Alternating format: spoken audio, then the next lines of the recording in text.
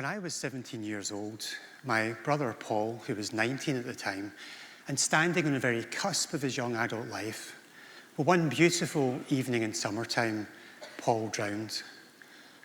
I remember the next morning watching my mother starting to manage the aftermath of that awful night. Firstly, she wakened my young sister, who was just 9 then, and gently and carefully explained to her what had happened. Then she began contacting our wider family, and I could hear her on the phone comforting each of them in their shock and their grief. Then she did the same with the neighbours as they began to come to the house, having heard the news. And then later that day, as Paul's close friends began to arrive, I remember in particular one young man sobbing into her shoulder as she reassured him that life would go on and he would be okay again in time. Then after the funeral, when all the mourners had gone and we were each left alone with our private grief and despair, I remember that she made it her purpose at that time to bring each of us back from darkness, back into life, so that we could go on living. We didn't call it leadership then, but of course that's exactly what it was. And so constant, so consistent was that leadership that we practically took it for granted. Until one day I realised that none of us this whole time had ever seen my mother cry, not even at Paul's funeral, and not that she thought that made her strong, just that she was so focused on us. So I asked her, "Mum, how do you feel?" And her answer taught me more about leadership than I've ever learned since, because her answer wasn't about her. Her answer taught me that the essence of leadership is in the empathy that we have for those around us. Because all she said to me was, "I just wonder, Mark, when did his big heart stop beating?" Looking back now, I'm reminded of how comfortable we are in this society with female leadership in a maternal setting, of the matriarch who in many families sets the standard and the tone and holds us to them.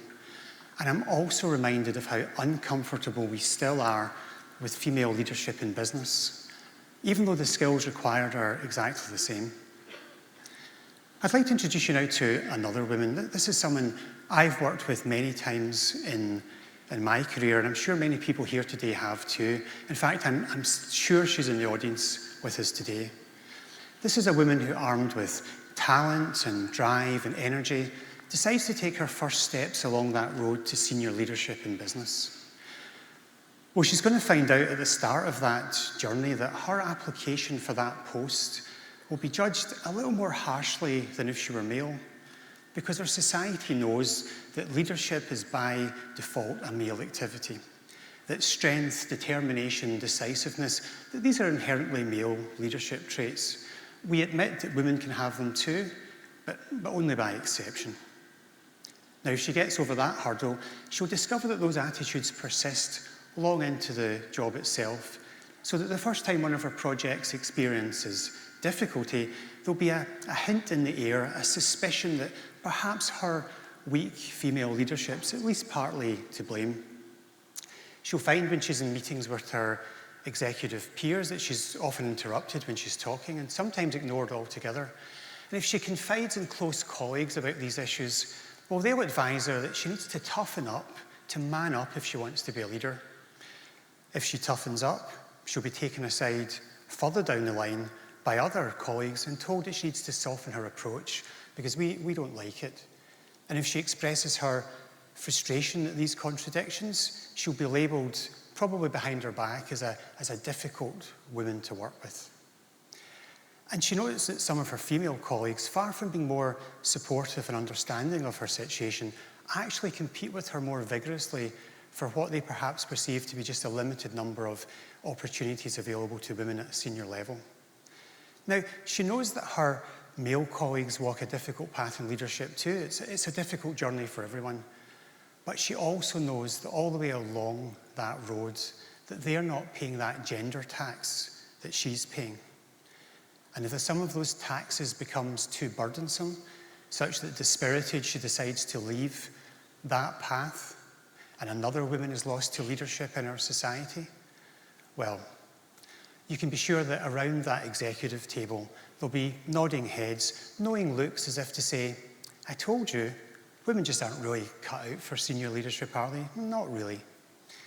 And you just look back on that journey she's been on and all the biases that we burdened her with along the way, and you ask yourself, where in that road and when did her big heart stop beating?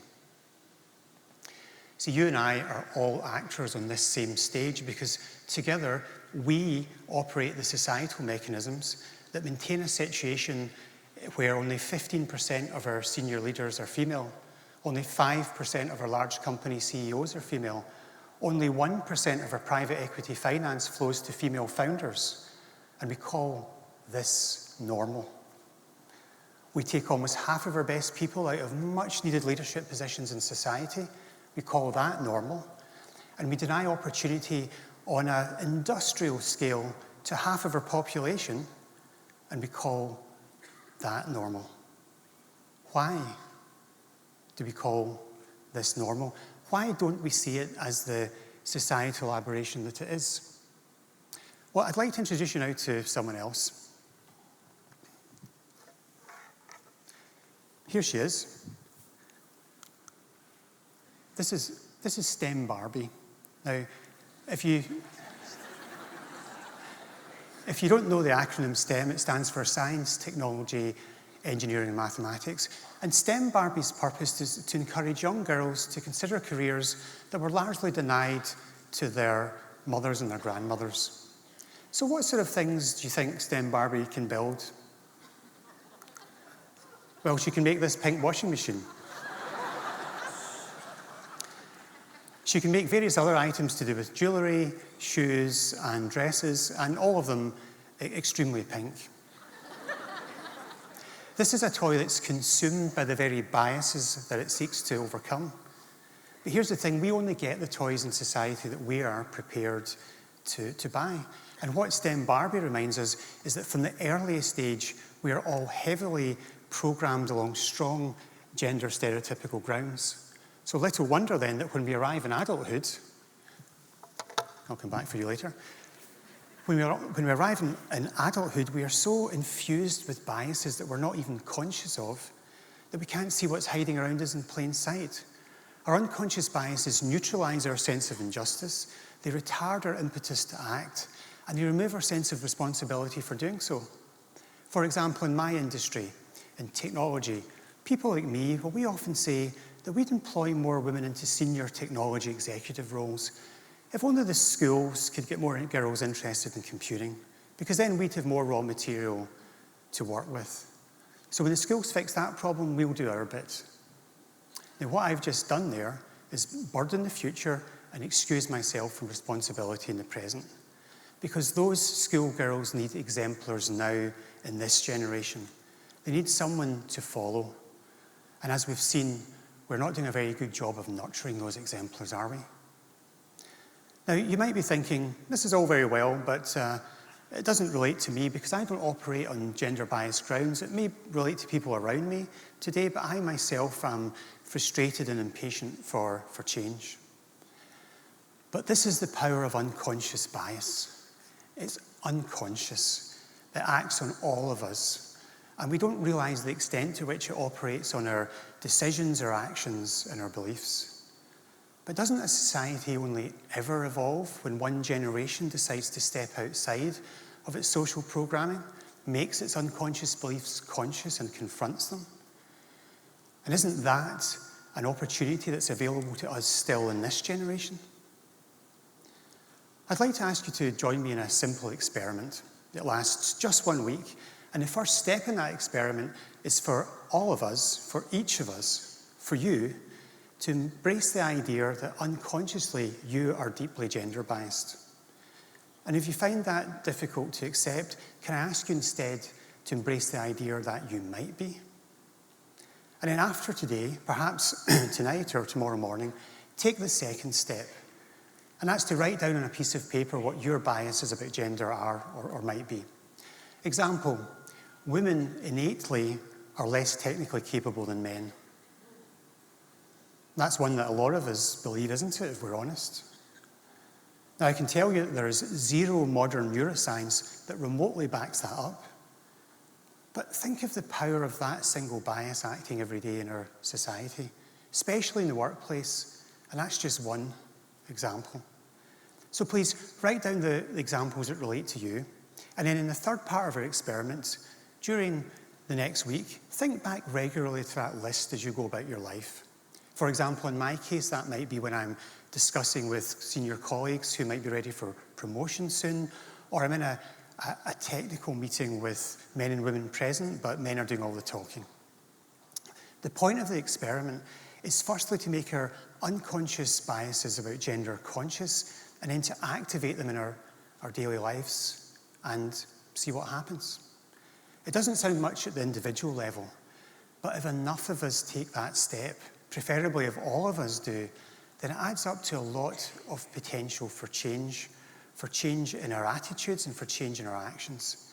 And conversely, if we don't take that step, if we don't take that responsibility for our own biases, then no amount of corporate level initiatives on International Women's Day is going to change anything.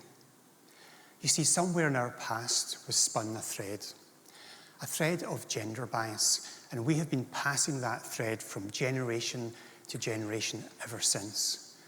And in every generation that it cuts across, that thread bisects the opportunities available to men and women, divides the roles that women can do from the leadership roles we'd rather they didn't, removes talent and opportunity from our society on a vast scale.